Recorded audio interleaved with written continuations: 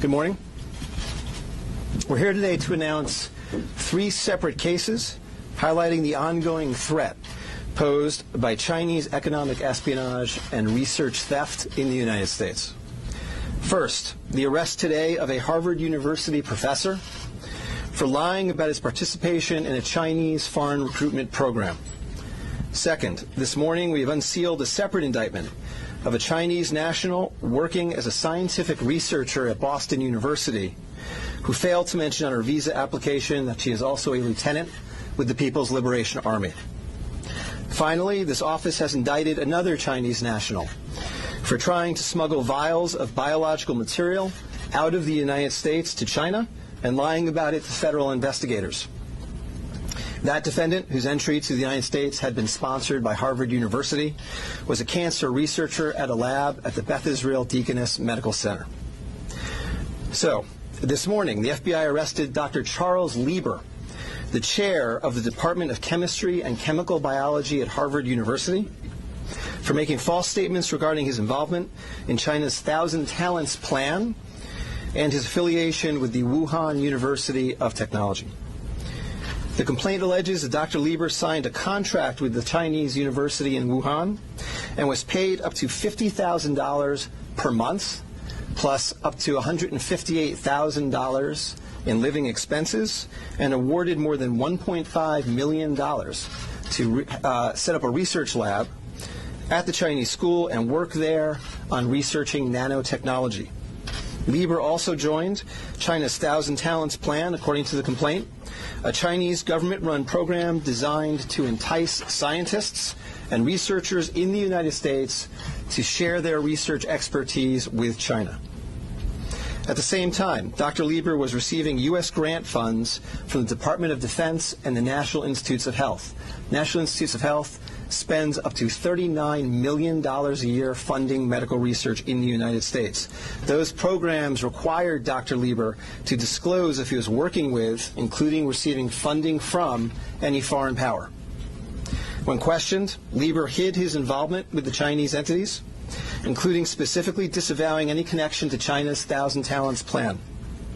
Meanwhile, based on the complaint, it appears that China paid Lieber hundreds of thousands of dollars over the years for his involvement with the Chinese entities and for his work on research for Chinese gain. Also today, a federal grand jury indicted Yanqing Ye, a Chinese national, with lying on her J-1 visa application, making false statements to Customs and Border Protection, conspiracy, and being an unregistered agent of the People's Republic of China. According to court documents, Ye is a lieutenant in the People's Liberation Army, but she concealed her military connections while employed as a researcher at Boston University's Department of Physics, Chemistry, and Biomedical Engineering Center for Polymer Studies. The indictment alleges that a colonel in the People's Liberation Army and other military officers from the Chinese National University of Defense Technology gave Ye numerous assignments while she was in the United States, such as conducting research, assessing U.S. military websites, and sending documents and information back to China. In April 2019, Ye was questioned by customs officers at Logan Airport on her way to China. According to the indictment, she lied about her involvement with Chinese military projects. A border search of her electronic devices showed that Ye had compiled information for the People's Liberation Army about 2 U.S. residents with expertise in robotics and computer science. Lastly, last week this office indicted Zheng Zhaozhang, a Chinese national sponsored by Harvard University who was doing cancer research at the Beth Israel Deaconess Medical Center. Zheng was charged with attempting to smuggle to Beijing vials of biological material, along with other research materials that he had stolen from the lab at the Beth Israel, where Zheng was working on cancer cell research. Before he boarded his flight, customs officers discovered 21 vials of biological material in a sock in his baggage. When confronted by the officers, Zheng initially lied and said he was not traveling with any biological or research materials. Chemistry, nanotechnology, polymer studies, robotics, computer science, biomedical research. This is not an accident or a coincidence. This is a small sample of China's ongoing campaign to siphon off American technology and know-how for Chinese gain. Recently, Attorney General Barr referred to China as this country's primary rival. Similarly, FBI Director Chris Wray recently told Congress that right now there is no country that poses a greater counterintelligence threat to the United States than China. Through the use of not only traditional intelligence officers, but academics, researchers, its own private citizens, China is engaged in a massive, long-term campaign to steal U.S. research and technology for its own uses. As demonstrated by these cases, on the academic side, the Chinese government uses partnerships and exchanges with U.S. schools and research institutions to access cutting-edge research and equipment. Obviously, most visiting Chinese academics and researchers are here to work in good faith in U.S. institutions, but some of them are not. Some number have been incentivized by the Chinese government, either through the use of money or other means, to gather U.S. research and smuggle it back to China.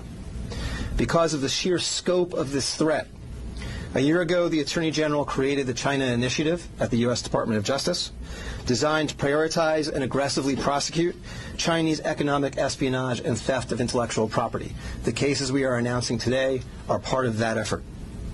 Boston is an especially attractive target for this kind of exploitation, and universities and research institutions and tech companies in this area must become sensitized to this threat. Our community benefits greatly from the diversity and talent of international visitors and our partnerships with foreign institutions, especially research institutions. But Chinese economic espionage and theft is a real and daily occurrence that we must begin to confront.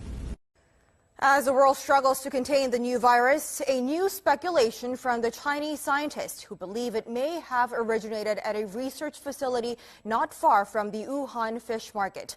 While they say more research needs to be done to find solid proof, such labs are known to contain disease-ridden animals, including hundreds of bats. Our Kim Hyo-sun with the details. Amid the continued spread of the COVID-19 virus, there's rising speculation the virus could have originated from a government laboratory in Wuhan, rather than the widely held belief that it emerged from the city's Huanan seafood markets. Citing a report published by Chinese scientists, a Chinese-language newspaper published in Hong Kong, Mingpao, and the British daily The Mirror explained Sunday that the Wuhan Center for Disease Control, or WHCDC, could have spawned the contagion in Hubei province. According to the report penned by Bo Tao Xiao and Lei Xiao of the South China University of Technology, the research lab, which is only 280 meters away from the Huanan seafood market, kept disease-ridden animals, including more than 600 bats. It stated that while it's plausible the virus was leaked from the lab and contaminated initial patients in this epidemic, more solid evidence is required through future study.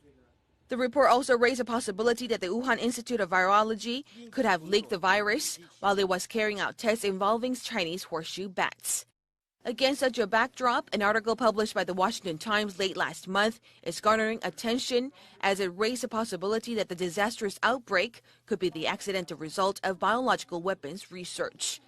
This comes as a renowned law professor at Tsinghua University in Beijing, Xu Jianren, is known to be missing after publicly condemning Chinese President Xi Jinping for failing to contain the spread of the virus at an early stage. He even added the condemnation could be the last message of his life. Kim Hyo-sun, Arirang News.